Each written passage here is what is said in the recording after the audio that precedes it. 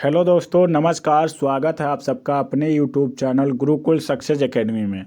तो दोस्तों, आज आप लोगों के लिए एसएससी एमटीएस हवलदार 2023 के लिए जीके जीएस की क्लास लेकर आया हूं। यह क्लास एसएससी एमटीएस हवलदार 2023 के लिए बहुत ही महत्वपूर्ण होने वाली है। तो दोस्तों, इसी प्रकार से डेली क्लासेस पाने के लिए चैनल को फटाफट सब्सक्राइब कर लो और बेल आइकन को प्रेस कर दो। तो दोस्तों, वीडियो शुरू करते हैं। बनारस हिंदू विश्वविद्यालय की स्थापना किसके शासनकाल में हुई थी? तो लॉर्ड हंटिंग के शासनकाल में हुई थी। ऑप्शन नंबर 20 का सही आंसर होगा। बनारस हिंदू विश्वविद्यालय की स्थापना लॉर्ड हंटिंग के शासनकाल में हुई थी। आगे बढ़ते और अगला प्रश्न है, मोहनजोदाड़ो का स्थानीय नाम क्या है? तो मृतकों का टीला। ऑप्शन नंबर 6 इसका सही आंसर होगा। मोहनजोदाड़ो का स्थानीय नाम मृतकों का टीला है। आगे बढ़ते और अगला प्रश्न है, चरक और नागार्जुन किसके दरबार की शोभा थे? तो चरक और नागार्जुन जो थे वो कनिष्क के दरबार की शोभा थे। ऑप्शन नंबर ए इसका सही आंसर होगा। कनिष्क के दरबार की शोभा थे। आगे बढ़ते और अगला प्रश्न है, मुद्रा राक्षस नामक पुस्तक के लेखक कौन है? तो मुद्रा राक्षस नामक पुस्तक के लेखक विशाख दत्त हैं। ऑप्शन नंबर 20 का सही आंसर होगा। विशाख दत्त द्वारा लिखित मुद्रा राक्षस है। आगे बढ़ते और अगला प्रश्न है, माई एक्सपेरिमेंट विथ ट्रुथ किसकी आत्मकथा है? तो माई एक्सपेरिमेंट विथ ट्रुथ जो है वो महात्मा गांधी की आत्मकथा है। ऑप्शन नंबर 20 का सही आंसर होगा। आगे बढ़ते और अगला प्रश्न है, निम्नलिखित में से कौन फ्रांसीसी क्रांति के सिद्धांत से प्रेरित था? तो टीपू सुल्तान। ऑप्शन नंबर इसका ये सही आंसर होगा। टीपू सुल्तान फ्रांसीसी क्रांति के सिद्धांत से प्रेरित था। आगे बढ़ते और अगला प्रश्न है, निम्नलिखित में से किस सुल्तान ने बेरोजगारों को रोजगार दिया था? तो फिरोज तुगलक ने बेरोजगारों को रोजगार दिया था। ऑप्शन नंबर सी इसका सही आंसर होगा। फिरोज तुगलक। आगे बढ़ते और अगला प्रश्न है, संविधान के किस भाग में नागरिकता का उल्लेख है? तो भाग 2 में। ऑप्शन नंबर 20 का सही आंसर होगा। संविधान के भाग 2 में नागरिकता का उल्लेख है। आगे बढ़ते और अगला प्रश्न है, भारतीय संविधान की 11वीं अनुसूची में किसका उल्लेख है? तो भारतीय संविधान की 11वीं अनुसूची में पंचायत राज व्यवस्था का उल्लेख है। ऑप्शन नंबर सी इसका सही आंसर होगा। पंचायत राज व्यवस्था का उल्लेख है। आगे बढ़ते और अगला प्रश्न है, भारतीय संविधान के कौन से अनुच्छेद में महाभियोग की प्रक्रिया का उल्लेख किया गया है? तो भारतीय संविधान के अनुच्छेद 61 में महाभियोग की प्रक्रिया का उल्लेख किया गया है। ऑप्शन नंबर सी इसका सही आंसर होगा। अनुच्छेद 61 में। आगे बढ़ते और अगला प्रश्न है, डॉक्टर भीमराव अंबेडकर के अनुसार कौन सा अनुच्छेद भारतीय संविधान का सबसे महत्वपूर्ण अनुच्छेद है? तो अनुच्छेद 32। ऑप्शन नंबर सी इसका सही आंसर होगा। डॉक्टर भीमराव अंबेडकर के अनुसार अनुच्छेद 32 भारतीय संविधान का सबसे महत्वपूर्ण अनुच्छेद है। आगे बढ़ते और अगला प्रश्न है, युद्ध की घोषणा या शांति का फैसला करने में कानूनी रूप से सक्षम हैं? तो राष्ट्रपति। ऑप्शन नंबर ए इसका सही आंसर होगा। युद्ध की घोषणा या शांति का फैसला करने में कानूनी रूप से राष्ट्रपति सक्षम होते हैं। आगे बढ़ते और अगला प्रश्न है, लोकसभा में किसी विधेयक को धन विधेयक के रूप में कौन प्रमाणित करता है? तो लोकसभा अध्यक्ष। ऑप्शन नंबर डी इसका सही आंसर होगा। लोकसभा में किसी विधेयक को धन विधेयक के रूप में लोकसभा अध्यक्ष प्रमाणित करते हैं। आगे बढ़ते और अगला प्रश्न है, भारतीय करेंसी नोटों के पिछले भाग पर कितनी भाषाएं मुद्रित होती हैं? 15 भाषाएं। ऑप्शन नंबर डी इसका सही आंसर होगा। भारतीय नोटों के पिछले भाग पर 15 भाषाएं मुद्रित होती हैं। आगे बढ़ते और अगला प्रश्न है, नवंबर 2016 में जारी किए गए किस भारतीय नोट के पीछे मंगलयान का चित्र है? तो 2000 रुपये के नोट के पीछे मंगलयान का चित्र है। ऑप्शन नंबर सी इसका सही आंसर होगा। 2000 रुपये नोट के पीछे मंगलयान का चित्र है। आगे बढ़ते और अगला प्रश्न है, सिल्वर फाइबर क्रांति निम्नलिखित में से किससे संबंधित है? तो कपास से। ऑप्शन नंबर सी इसका सही आंसर होगा। सिल्वर फाइबर क्रांति का संबंध कपास से है।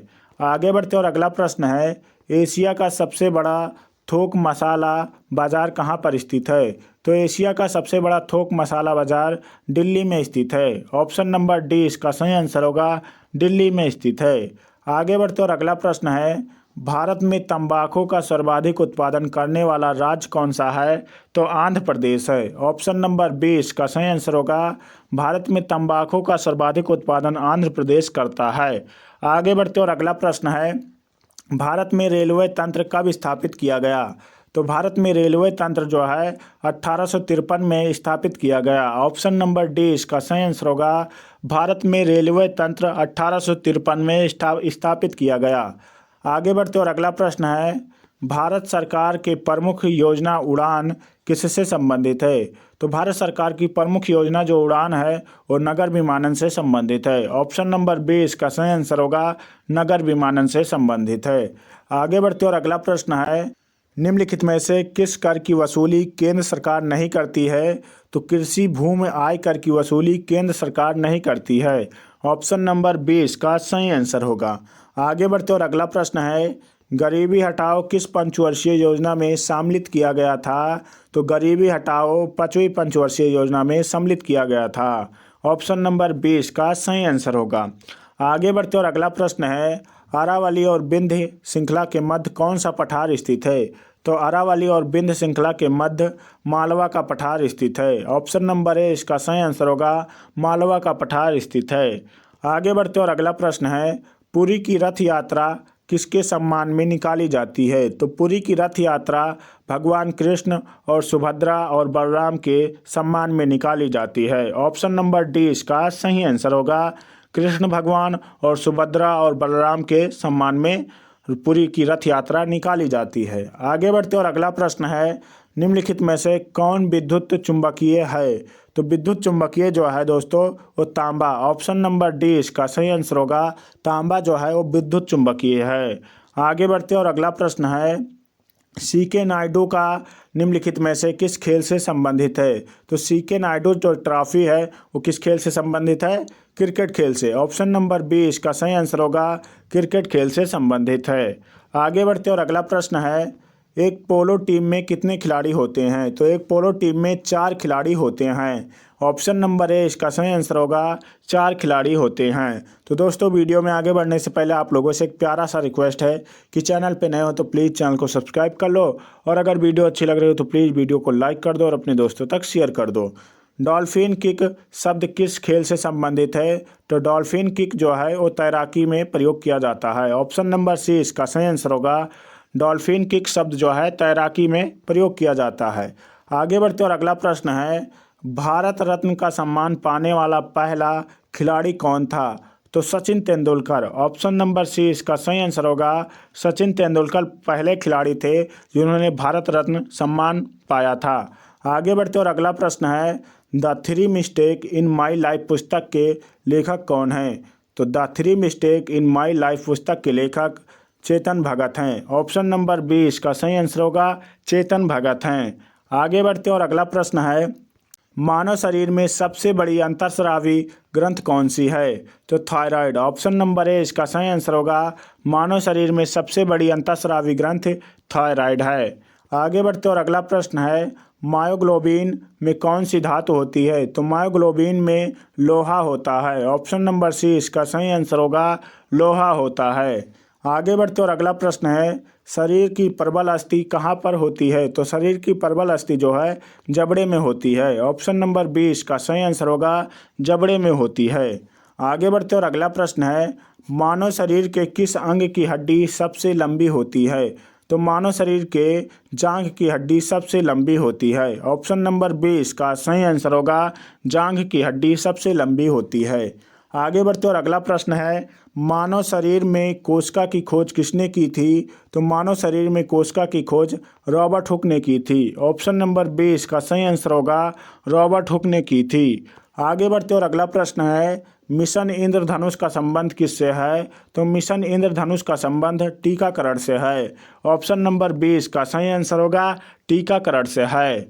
आगे बढ़ते और अगला प्रश्न है, न्यूक्लियस के बाहर डीएनए कहाँ मिलता है? तो न्यूक्लियस के बाहर डीएनए माइटोकॉन्ड्रिया में मिलता है। ऑप्शन नंबर सी इसका सही आंसर होगा माइटोकॉन्ड्रिया में मिलता है। आगे बढ़ते और अगला प्रश्न है, अटल पेंशन योजना कब शुरू की गई थी?